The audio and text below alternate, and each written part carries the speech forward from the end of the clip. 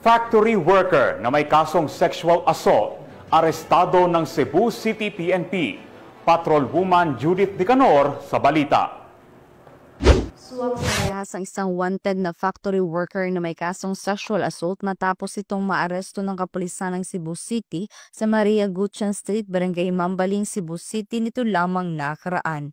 Kinilala ni Police Major Michael John M. Arandia, Station Commander ng Police Station 11 Cebu City Police Office, ang wanted na suspect na si Raymart, 33 anyos, na residente ng Purok Buntod, Barangay Hagimit, Nagas, Cebu. Ang suspect ay naaresto sa bisa ng warrant of arrest para sa kasong sexual assault na kaugnay sa Section 5B ng Republic Act No. 7610 o Special Protection of Children Against Abuse, Exploitation and Discrimination Act na may 240,000 na rekomendadong piyansa. Ang pag-aresto kay Raymart ay nagsisilbing matibay na patunay ng tuloy-tuloy na pagsisikap ng CCPO sa pagsubaybay sa mga wanted na tao, isang malinaw na mensahe na walang sinuman ang makakawala sa batas.